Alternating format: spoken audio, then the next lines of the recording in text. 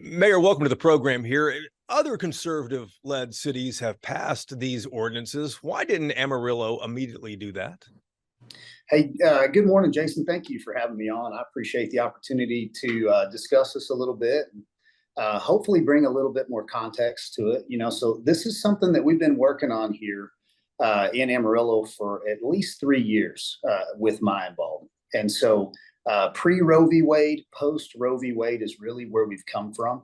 Everything changed. So the intent and also what we've seen the state of Texas do is good and progressive and is further protecting life. I sit on a very pro-life council, and then you guys have got to watch us continue to take our time and really go through the entirety of the civic process, making sure that both sides are heard, every point is made.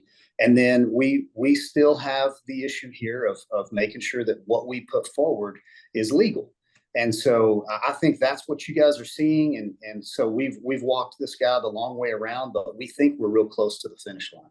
Well, give us an idea of what's going on council. I mean, you guys have been working on it for 3 years or so. What else is there to really figure out?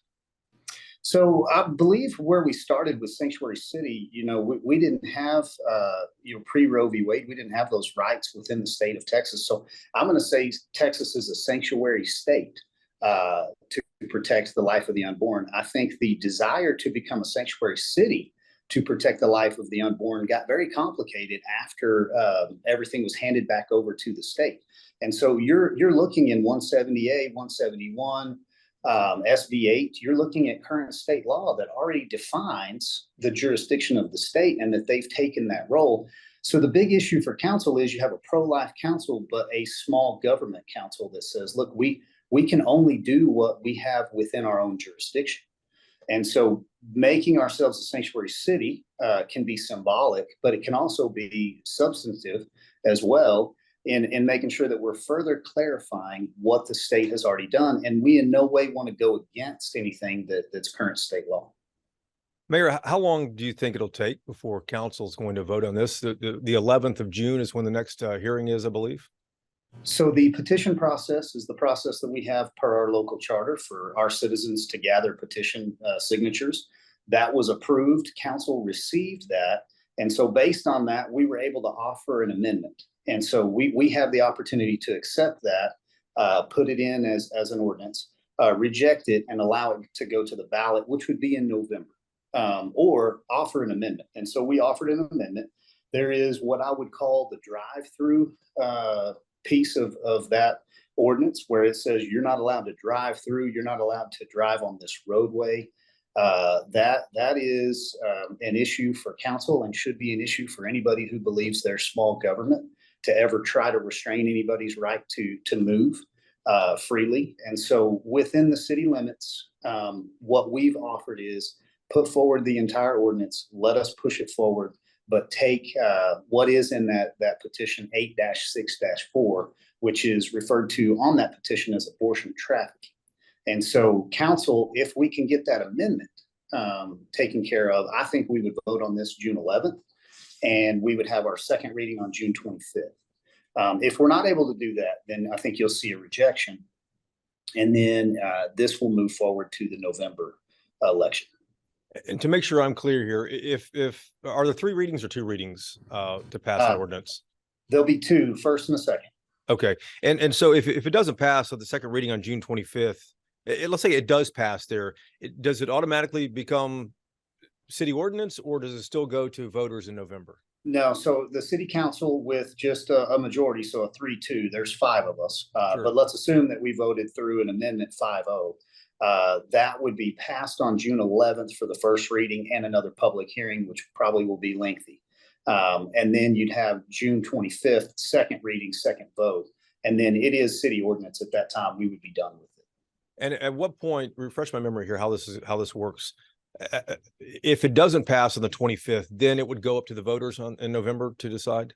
Yes. So let's assume the other path forward is a rejection. So if the petition committee says, no, Mayor, we're not going to remove any of the language, even though this is something that may not be enforceable in a private right of action, may not be everything that the community wants, we're unwilling to change it, then that is their right to then put the full draft petition on the ballot for November 5th.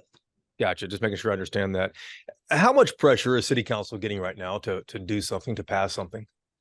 Oh, I think the pressure really came, kind of on the first go round. I think we've sat here long enough. We've taken thousands of emails. We've heard everyone make their argument. I think at this time, it's fatigue more than it is pressure. So originally, I believe it was pressure of, oh no, what am I looking at? We didn't fully understand what state law currently had. As you know, the law is layers and layers of amendments and drafts and bills. And so once we got fully educated on this, I think it's become pretty clear what our local jurisdiction is. We don't have the jurisdiction to tell you what, should or should not cross that state line. And so we're being asked to pass legislation, to pass an ordinance that speaks to someone's right or non-right of crossing a state boundary. This ultimately should be an argument, and a conversation down at the state.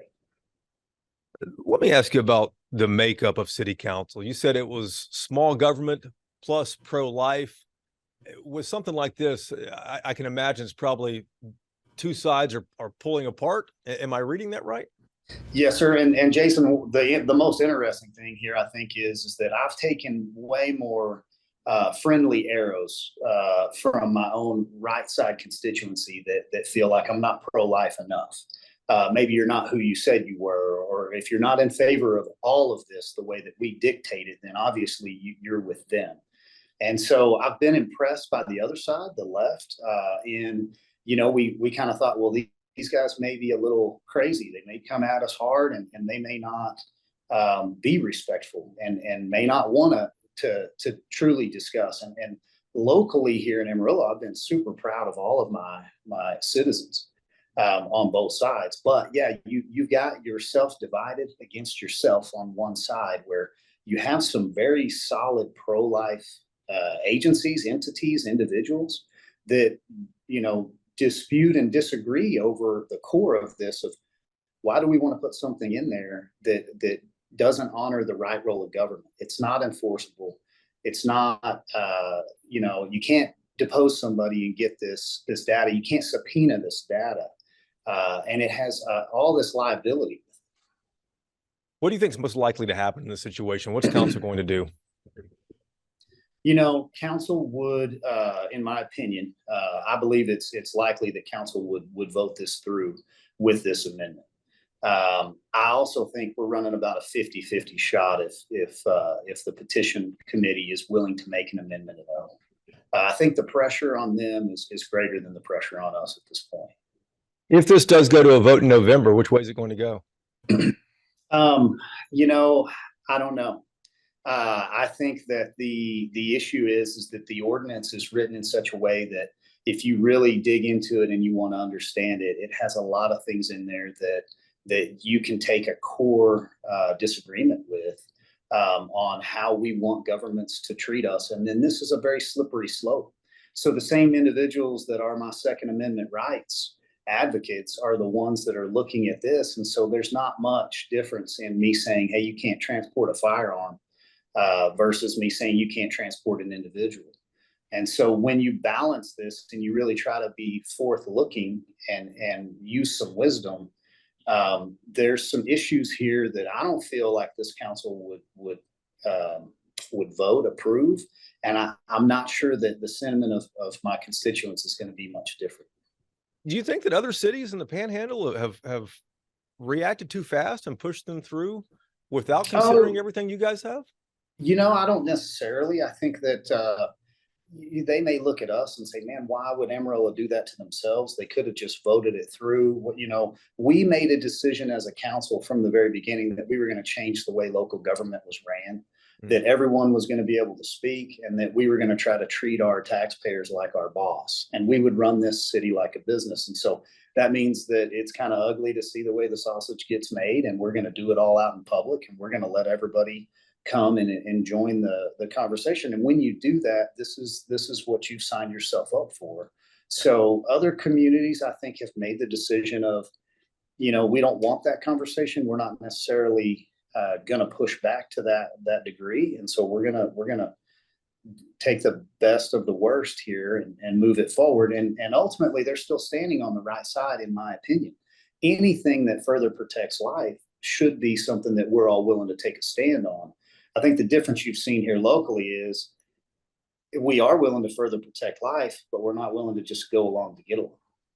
You made a good point, too, about the Second Amendment supporters who might be concerned that, if you can be stopped and get in trouble for transporting somebody across through the county or across the state lines or through the city, then the same thing could happen with someone with a firearm in their car. Which side are they lining up on, the 2A folks? So I'd say about half and half, because of how polarizing this issue is. It's almost become the issue of, well, we have to do something. It may not be 100% right. It may not be, the most thought out or the safest path forward, but we've got to do something. And so I don't agree with that. I think you've got to do the right thing. You don't have to do something. And I have to live with this. And so I'm going to have to sign that and put my name on it. And then I'm the guy getting sued when we're getting drug into court, on something that that other side is going to say, Mayor, you can't enforce this anyway. The loss of life has already happened. You're dragging somebody back here, and you're violating, an interpretation of their civil liberty to move about, and you're outside of your jurisdictional boundaries with this. And so when you compile all that, what is my outcome? It's a civil private right of action that happens after the loss of that life, and it gains you nothing, and it could potentially cost you everything. And so this has been my message as I'm talking to my petition committee and asking them, take the 80% here and don't worry about the 20% that's not going to be valid. And I've got a bunch of 99 percenters. Is there any chance, Mayor, that nothing happens? I don't think so. I think that nothing is very, very symbolic, and it's a testament. So, we're in the position of doing nothing is not an option, because if we do nothing, then I believe we get our hands raised as pro-choice advocates, and that's not who we are as a council. So you have to take a stand and have your side in it, but you can take the right stand. You don't have to. You don't necessarily have to just push forward whatever the lawyer has drafted. So we had our city attorney draft an alternative option. It's a page and a half, and the criticism of it, Jason, is well, it doesn't do anything other than what state law already says. Agreed. And it further clarifies what state law already says. So a lot of the people that said, Mayor, we need this ordinance so that we can go do this, I just point to state law and I say, you already have this right. You already have this. You already have this. Yeah, if it's already in state law, then the city would be protected in that sense, right? Because the legislature passed it. Correct. Yeah, I'd have zero liability with the alternative draft, because at the worst, it's a waste of city resources for me. Mayor, you're passing things that are already recorded in state law. Let me ask you one last question on it here too. Are you concerned at all that if this passes, that this would affect investment in Amarillo, development in Amarillo, maybe tourism there as well? I don't think so. I think with the amendment, it really pulls out the issue of roadway travel or utilizing a road. I think you are going to have those individuals that feel like kind of the boycott of anything that's not pro-choice is something that they're looking for. But this, like everything else, is a headline today, and we're on to a different issue tomorrow. When I'm making my travel plans or functioning in a business, scenario, this piece of paper is not going to negatively affect our economy. And then last thing, just to have it on tape here too, lay out exactly let me ask it again here. Mayor, can you lay out exactly what the city council is going to be deciding on? There's option A and option B essentially here. So let me lay that out specifically so I can make sure I communicate well. What the council has to decide on first is to accept, amend, or reject the petitioner's ordinance. Based on that decision, then we would still have the opportunity to put forth our own alternative ordinance and put that into law. In the way in which council has already decided to engage in discussions, we're already currently speaking with the petition committee and discussing this amendment and trying to find that common ground. If we can get that done, then on June 11th, I think you'd see an accepted amended version of this that would be first reading the 11th, second reading on the 25th. If we don't, then I think it's a formal rejection on the 11th, and it's going to the ballot in November. Mayor, thanks for the time on this. Good luck to you guys figuring it out. Hey, greatly appreciate you guys and your time. You guys have a great week.